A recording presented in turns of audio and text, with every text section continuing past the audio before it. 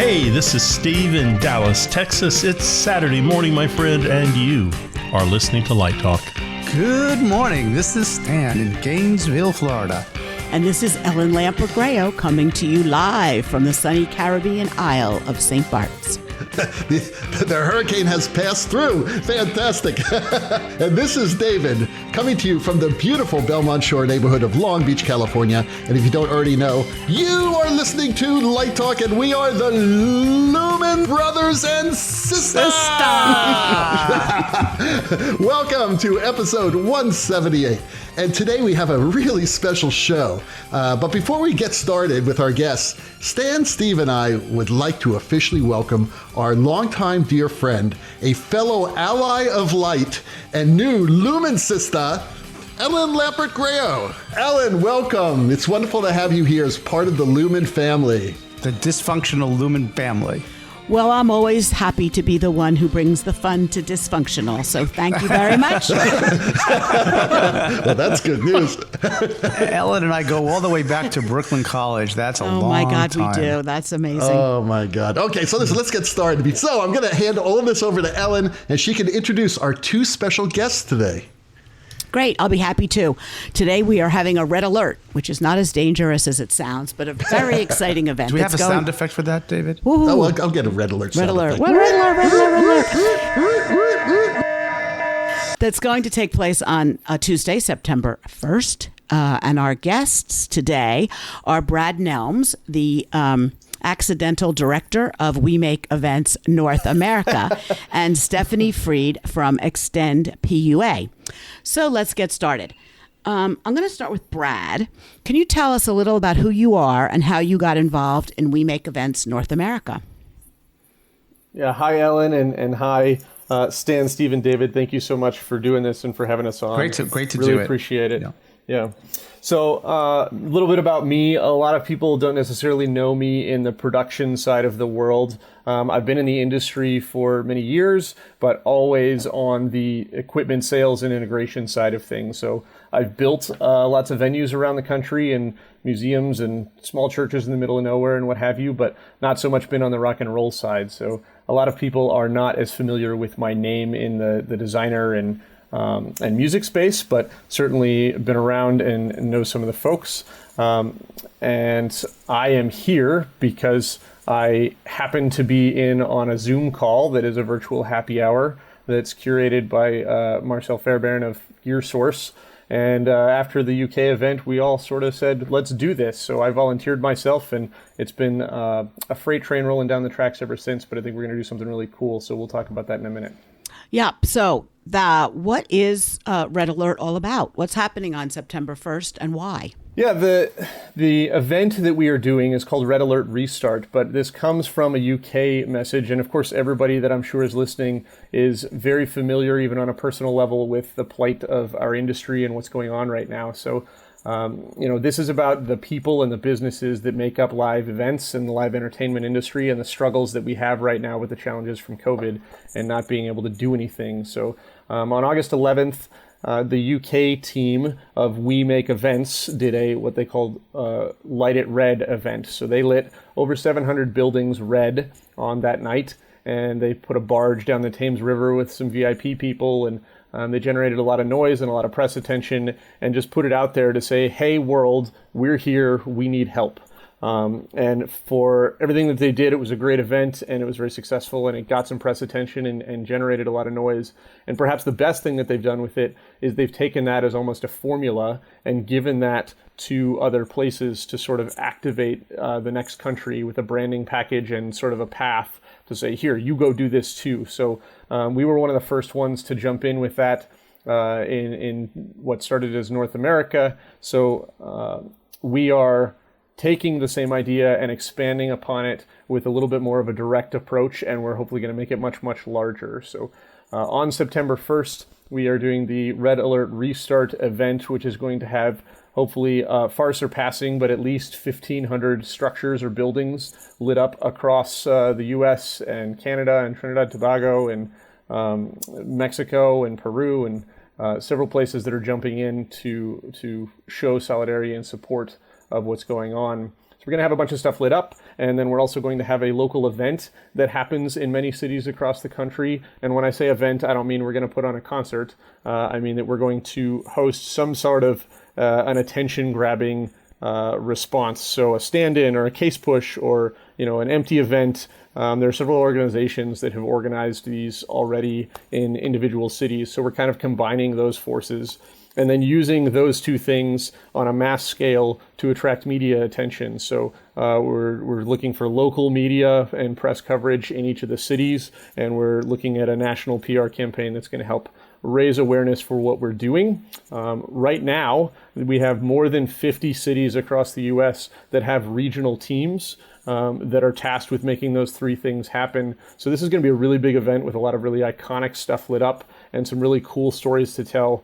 But all of that is really just kind of noise. So what we're really doing here, the why of what we're doing, is a very specific purpose to get some legislation moved through Congress that is stalling right now. So that first piece of legislation is the Restart Act. And if you're not familiar with it, that is a bill that is specifically pointed at relief funding for small businesses that has the appropriate mechanics in it that give us as an industry the leeway that we need to be able to get through March. Pretty much every other industry out there is going to be back in some capacity prior to what we're going to see, because obviously we can't gather, and until we can gather again, we will not be able to see the full results of that. So the Restart Act is number one. The second ask that we have is about the humans, the people side of this that aren't able to retain employment regardless of whether or not their employer has funding. So that's working with extendpua.org and their mission to extend and expand on pandemic unemployment assistance and federal pandemic unemployment compensation, which Stephanie will talk about in more detail. But those are essentially about the $600 a week and access to that money for 1099 independent contractors, which are very important things. And then we've also just recently brought on board with this group Save Our Stages, which is an important piece of legislation as well that hits some of the independent venues that aren't included in the Restart Act, unfortunately. So we have lots of partners that are working with us to make this as widely helpful as possible, and we're going to push it as loud and as hard as we can to make sure that Congress is going to pay attention and hopefully move forward with some of this. Thanks, Brad. I think since you mentioned PUA, let's move over to Stephanie for a second and see if she can explain what Extend PUA is exactly, because I understand it's an entire organization that's not just for this, but for a lot of lobbying work in Washington. Yeah, thanks, Ellen. Hi, everybody. Thank you for having me, Stan and Steve and David, and good to talk to you, Brad and Ellen. I feel like we're talking every day, but it is good to be here with you. ExtendPUA.org is a grassroots organization that has existed for a couple months now, made by people in the industry. I'm a lighting freelancer, and my co-founder is in video, and the organization advocates for pandemic relief for everyone, and we have 10 asks. It's also a resource. We have 10 action items on the website for people can go and they can call their senator, and there's a script for them. They can send a pre-written letter to their senator that's already written, and we try to make all of the actions to get this pandemic relief that so many people need really easy. We created it because we're freelancers in this industry, and we were seeing so much despair and terror around the $600, the FPUC expiring. And we said, what can we do about it? And we didn't know. And so we figured no one else knew either. Yes, in general, contact your congressperson, but how do we do it? How do we do it in a way that is effective and actually makes change? So we found some partners, talked to lots of people who were doing things that were similar, and then made the resource because we didn't find that it existed. We started it just to be about the 600, which is such a big deal. But then as we started talking to people and having other partners, and unemployed people started very quickly reaching out to us because we had made something that they could use and that spoke to them. We've realized how much bigger all of the problems are. Like, it's not just the 600. There are some people that don't get any unemployment because they're excluded from unemployment and for a variety of reasons. There are other needs. So we now have expanded the organization, so it's not just PUA and FPUC. We have a list of 10 asks, and we don't just advocate for the industry anymore. We try to be an organization that uses the resources of the entertainment industry, because we have incredible access in this industry and we have incredible visibility, even though, like, we're the people with access to lights to put on buildings. There are millions of other unemployed people that don't have that kind of access. So as an organization, we try to advocate for all of those people. Our involvement in Red Alert, which we are very excited about, is that we saw and talked to Brad about the Restart Act and all of that, and we wanted to help with the human component of it, because that is what we've been obsessively working on for the last 2 months. So as Brad touched on, pandemic unemployment assistance is the legislation in the CARES Act that opened up unemployment to independent contractors and gig workers and everybody on 1099s, because usually those people, which is a lot of us in the industry, aren't eligible for unemployment. So PUA made it so any of us could get unemployment benefits, even though there are some problems with it with mixed sources. And then FPUC is the $600 everybody's been talking about because it expired July 25th. So now everyone has been kicked off the FPUC and is just receiving their benefits from their states, which aren't livable wages. Oklahoma's is $44 on average. So it's concerning. Wow, I didn't realize it was that low. That's amazing. It's an average, but yeah, that's not their max, but that is the current average payout in Oklahoma, which is devastating. Stephanie, how do you combat, partisanism and making sure this is, bipartisan, and the theory that people would rather stay at home and not work if they could get that increased unemployment benefit for a long time? Oh, yeah, that is a favorite talking point for sure that comes at us a lot. I think there's so many responses to it. The first is that people want to work. As a person who is now speaking to a lot of unemployed people all the time, and as a person who is unemployed, I am one of those unemployed people, and so are most of my friends. I want to go to work. So does everyone I know. I do not want to sit at my computer and watch Netflix for 3 months. I want to go to work and do Fashion Week and do all of the beautiful work we get to do together. I miss my coworkers. And that's true across the board for everyone I talk to, and certainly in this industry where we are generally very passionate about our jobs, but it's true across industries. And then there's a bunch of studies that they did to support that. Yale has done a study, the Chicago Fed did a study, all just to refute the fact that people think that the $600 was disincentivizing work. There's 13 million fewer jobs right now than there were pre-pandemic. Like, there's not work to be had. Face-to-face industries like ours can't go back to work. Immunocompromised people can't go back to work, and the people they care for. You also can't be offered a job and still stay on unemployment. So saying that people would rather stay home and will just not say yes to work isn't legal. And then the last thing I say about the whole thing is, should we be going back to work? COVID cases are still ramping up, frankly. So why are we worried about this disincentivizing work when perhaps the whole point of it is that we shouldn't be working at the moment? So there's a lot of answers to that one question. Well, Stephanie, I would say too that people want to work. Money's important, no doubt about it. But people want to show their skill sets off. They want to feel like they're contributing. They want something to do with their hands. I mean, that's what we do as human beings. Right. I mean, with this Red Alert thing that we're doing, the outreach for people to help with that has been incredible. And just yesterday I was talking to someone and she's like, I just want to do some work. So getting involved in this is doing the work that we all miss doing. We want to do it. I have a thought. I was intrigued by the website that you set up with the letters to congresspeople and senators, and I do that quite a bit.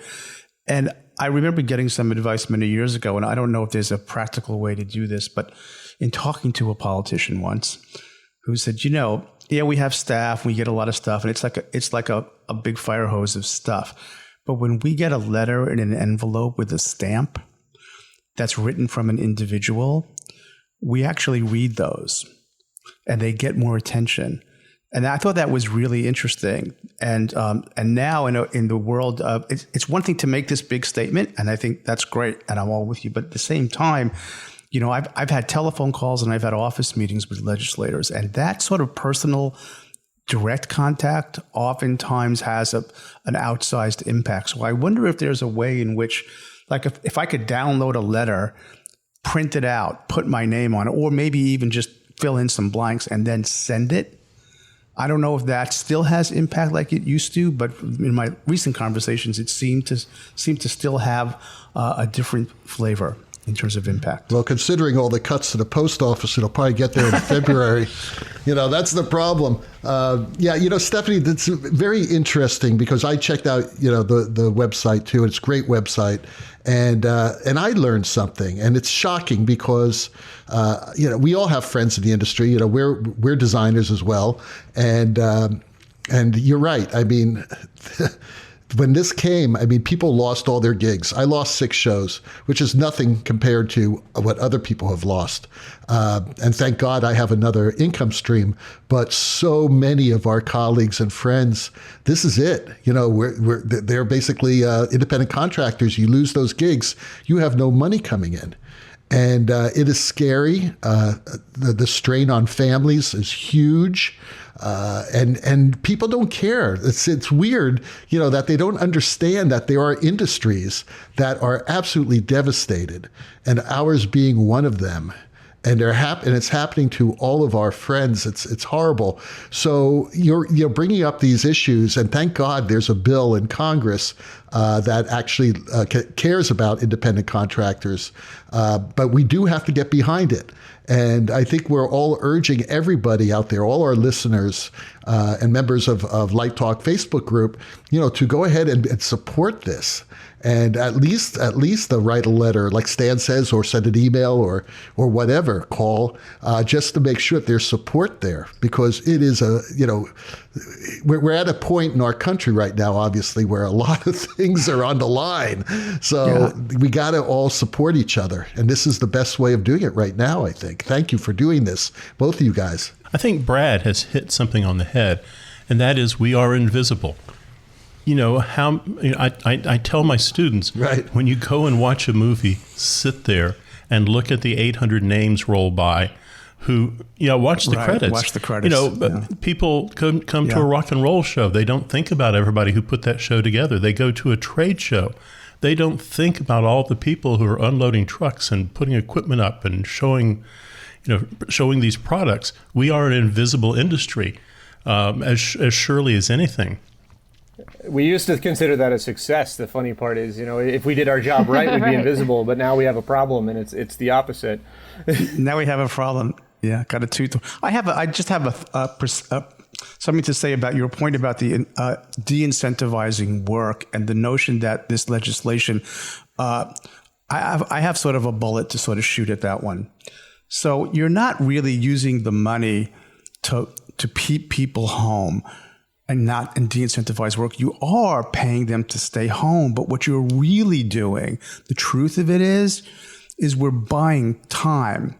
And we're buying time for science to catch up so that we can get back to work. Absolutely. That's really the reality. And if we take the risk of, because you asked the question, Stephanie, should we be going back to work right now? So if we go back to work when science is still trying to protect us, find the vaccine, then people are going to get sick and people are going to recover. But nobody on earth can tell you what the post-COVID syndrome is going to be. And we're starting to see what post-COVID syndrome could be already. So I think the framing of that question is that we're not de-incentivizing work. We're buying time for science so that it's safe to go back to work. It's not that people don't want to go back to work. Something that I want to mention, just to kind of hit on what David was talking about, is talking about the numbers a little bit, and understanding what the scope of this thing is. So it's really tough to wrap our arms, for anybody to wrap their arms around exactly what live events encompasses, because it's so many people.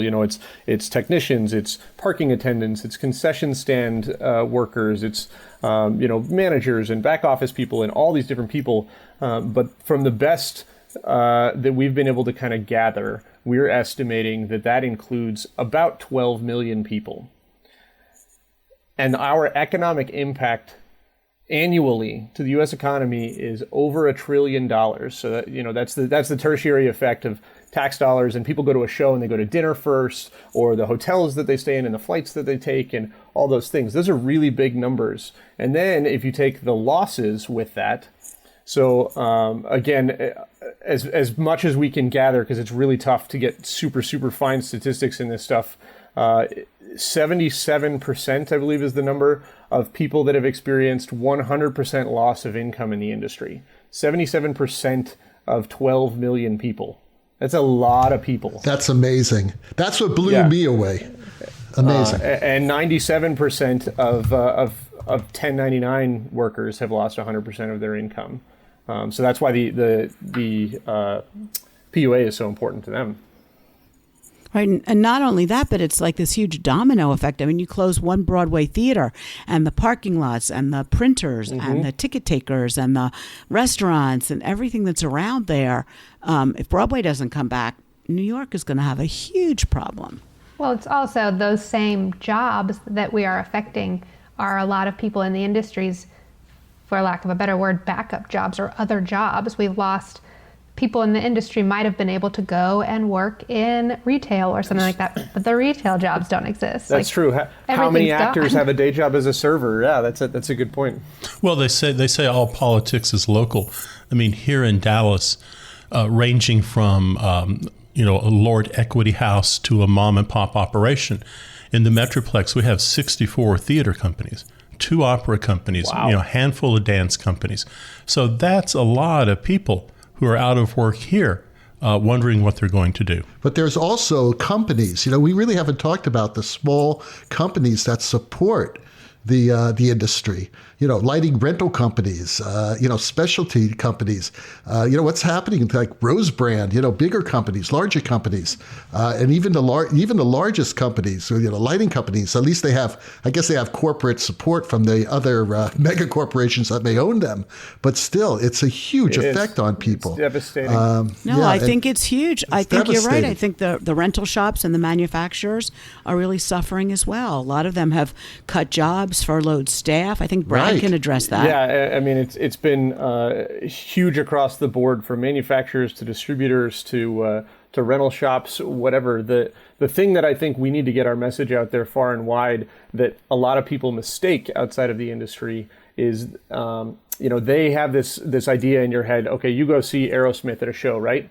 And then Aerosmith has everybody on that show on their payroll and they're rich, so why can't they pay everybody? Or everybody that works for them is therefore rich. That is just not the case. Everybody underneath that is a company and a struggling business that is fighting every day to be able to feed their families and to go home and keep food on the table and to be able to enjoy the life that they want to enjoy, not having 10 houses and 2 yachts and whatever. That's just not the majority, and that's not who's hurting right now. It's not the artists, it's those underneath them.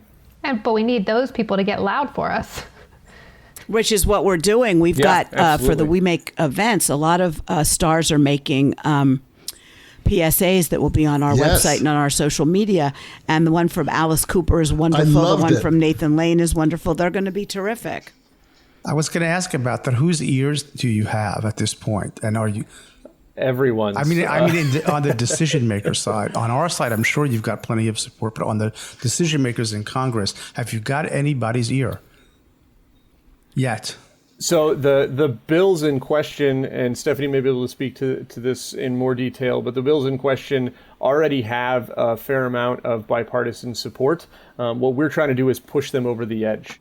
Chuck Schumer has certainly supported the Save Our Stages. He's one of the people who's really on our side. And Great. From our industry, there's Michael Strickland from Bandit Lights, who has been tirelessly working on behalf of all of this.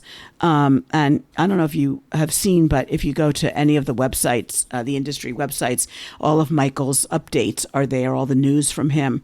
And he just been, and he was on CNBC yesterday morning talking about it with the drummer from the band Kansas, who was saying, hey, look, we're all sitting at home. We were out on the road and they said, go home. It's all canceled. And he said they looked at moving their 2020 dates into 2021. Now they're talking about 22. Well, and Michael's camped out with his 2 senators also, pushing them to do something. Oh, that helps. Yeah, that really helps.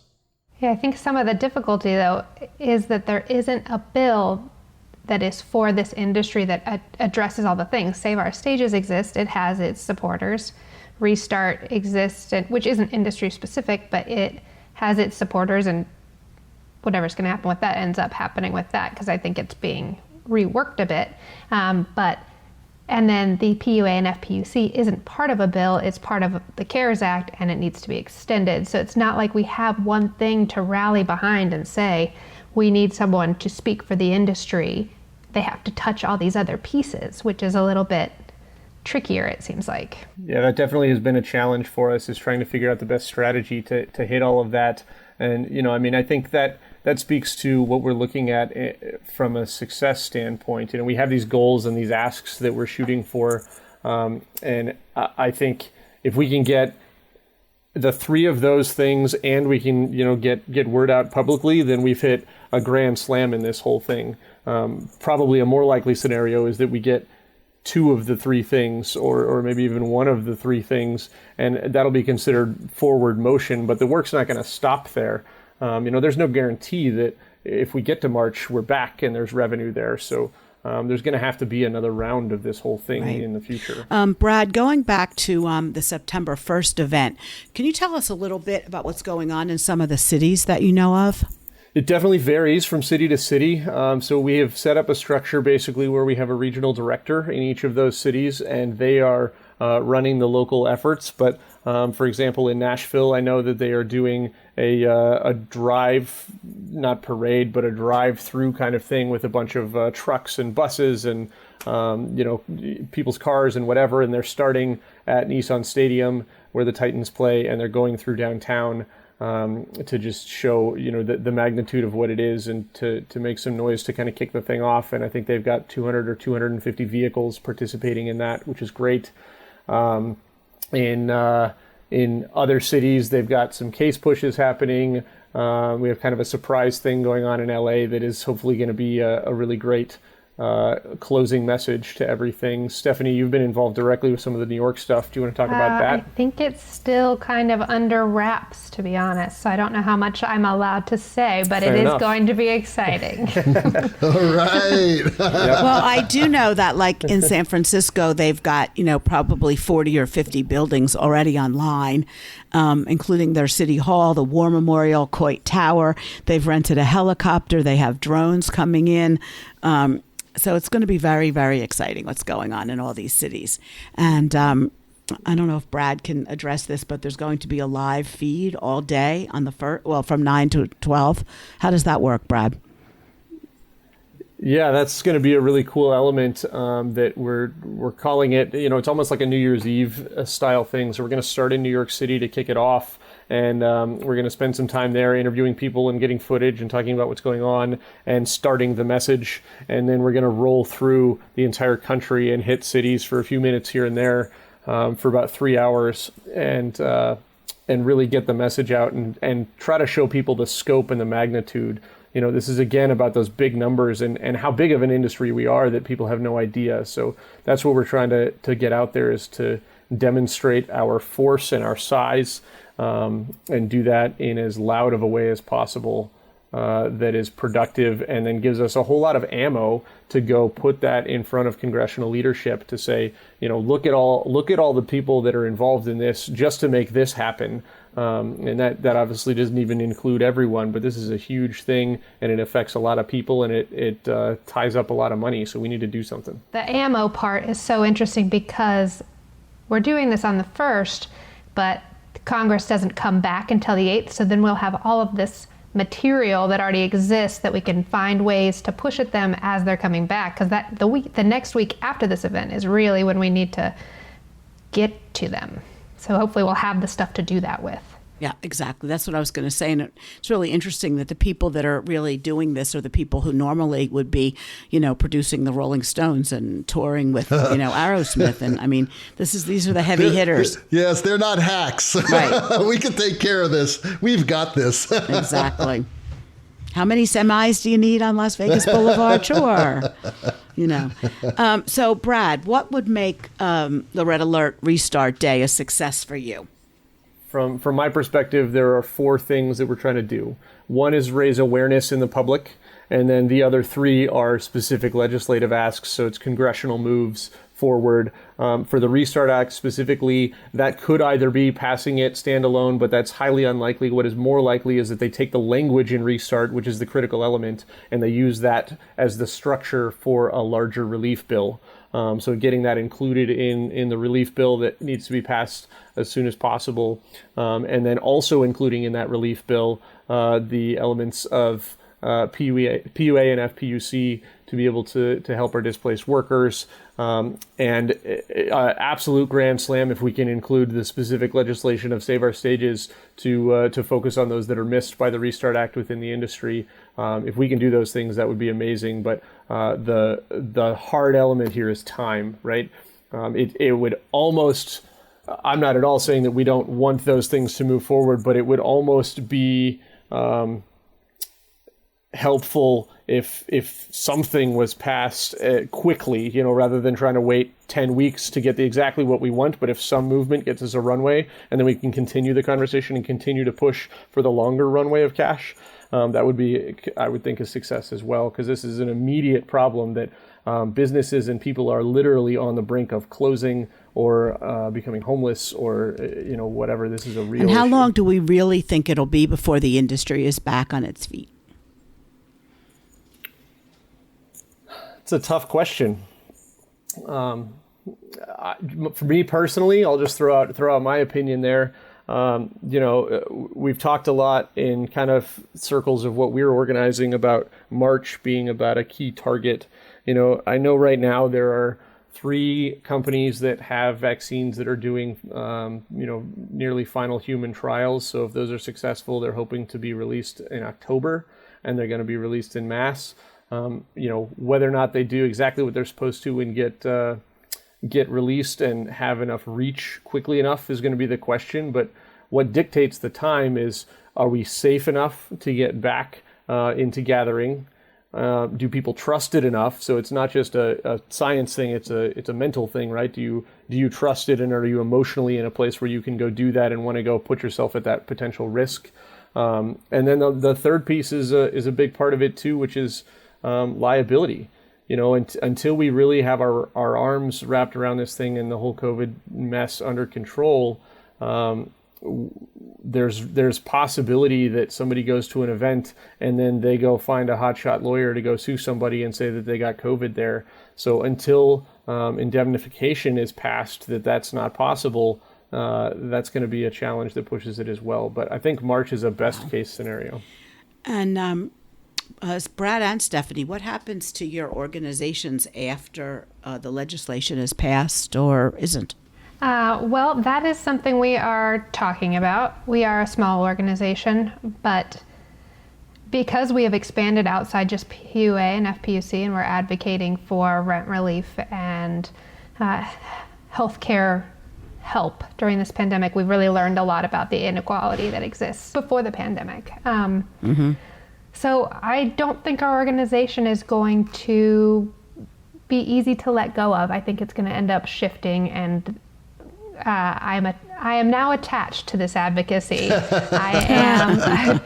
That's I've great. learned too much about how really, truly hard it is for people to reach out and to get their voices heard by the government. And so we have some things in the works, but they are not solid yet, because right now we're just like, relief bill, please, we need this. And I do want to touch on the idea of the written letter. I think that's really exciting. We've been talking about, because of the USPS thing, we've been talking about starting a postcard campaign or something to get mail in their hands. And we only were thinking postcards because we've heard they're just a little bit faster getting to them, because they don't have to be sorted and opened before they're allowed to be given, which I didn't know was a process that happens apparently in the government. It's slower if it's a letter. We also, the engagement with people right now, because everything is hard. Things are hard right now. It's hard to engage people and to get everyone to want to be active, because there's so many things going on. Everyone's becoming a little numb, and understandably. So the letter, I want to do that, and I hope that people will send them, and I hope that people will continue to fight, even though it's hard, because we have to. No one's going to do it for us. Activism is good. That's how change happens. Right, exactly. So, Brad, for the first, what can people do besides writing to their senators to get involved? So if you're in the industry and you want to get involved, you're more than welcome to jump on one of our local teams, or if you're outside of an area and you just want to do your own thing, that's perfectly acceptable. The best thing to do if you want to participate in that kind of an active way is to go to our website, wemakeevents.org. And on that, there is a sign-up form where you can put in your information, and then it will connect you with a regional director if you're near a city. If not, then it'll get you into a larger email where you can kind of be steered or directed to see what you can do. But, get stuff lit up, create some noise. So light your building, light your house. My house. I'm right. Yeah. I've got my RGBs. I've got my app. I'm going to light it up. I'm going to take the pictures and I'm going to post it. Is there a way I can post my house on the website? Well, the website's going to pull from social media galleries, so post it to social media, whatever platform you want, but make sure that you use our hashtag. So it's hashtag #WeMakeEvents, hashtag #RedAlertRestart, hashtag extend PUA, and hashtag save our stages. Okay, I'm going to do that, and you will see my humble abode. I'm so excited to see your house. And for our listeners, I've posted the link to the websites on our Light Talk Facebook group. So, we have, how many people do we have on that group now, Steve? Like 2,000 or something like that? We're pushing 3,000 people in 123 countries. Great. Right, and then we're also getting close to 200,000 downloads, which is pretty damn amazing. You guys have put together a really cool thing. I like to have a nickel for all of those, just a nickel. Stan, he always wants to make money on this, the commercializing. I don't have a problem with money. Money is good. You can do good things. When you want to be an activist, you need some dollars. Yeah, you could get us a lobbyist. There you go, the lobbyist. We can't afford a lobbyist. You could throw us your nickels. Money is power. Yeah. Come on. Okay. All right. Joking aside, though, that is one thing that I do want to throw out there is I think this is a really amazing thing that I just want to give a shout out to the entire team that's involved, which I think at this point is now realistically nearing probably 5,000 people that are involved at a volunteer level to make this thing happen. No one is getting paid. We have $0, zero budget. We're not even a nonprofit organization. We're just some people who had an idea and can make things happen. So this is a really amazing guerrilla warfare style effort that's going to hopefully create some change. Well, we hope that we gave you, some help today, because we all believe in this, Brad, Stephanie, and this is very important. And we want to thank Ellen for bringing this to our attention. And we were just actually fortunate to have this spot, and it's fantastic that we were able to make this time for you, because we're gonna run this on Saturday in 3 days. So that's great, and thank you for being here with us today, and also Puts thank you our platform to good use. Yeah, and thank you for doing this. These are our friends, and these are lifetime friends, and we want to see everybody be stable and have normal family lives and not be forgotten. So if there's anything that the Lumen brothers and sister can do for you in the future, please don't hesitate to ask, okay? We are here. We're here for you. Absolutely. Just tell us what we can do. Thank you for having us here. Right. This is definitely, for sure, a help, and we appreciate it. Great. It's our and pleasure. I think once David gets this out, distribute it widely, for sure. I know Absolutely. I will. Absolutely. Well, the rockin' sounds of the Lumenoids tells us that once again you've spent another morning listening to Light Talk. You can hear our show on Spotify, iTunes, Google, YouTube, livedesignonline.com, and just about every podcast site out there. Check out our website on lighttalk.org for future guests, and be sure to follow us on the Facebook group and subscribe to our podcast. That way you will not miss a second of Light Talk insanity. No guarantee is offered regarding the accuracy. Well, actually today we are guaranteeing the accuracy We're of gonna all guarantee statements you today. make. And if you happen to be in Congress and we decide to litigate you, the law firm of Fleck, Flock, Flare, and Glare and their paralegal snoot will be right behind us. That's right. So Light Talk is written and produced by the Lumen Brothers and Sister, coming to you from Long Beach, Gainesville, St. Bart, Las Vegas, Virginia, and the Lone Star State. And be sure to join us next week when we talk about even more happenings in our crazy industry. And a new sponsor. And Light Talk, broadcasting questionable Lumen knowledge and humor around the world. So we'll see you all next Saturday morning. Thank you, Stephanie and Brad. And bye-bye from Light Talk. Toodles. Light Talk.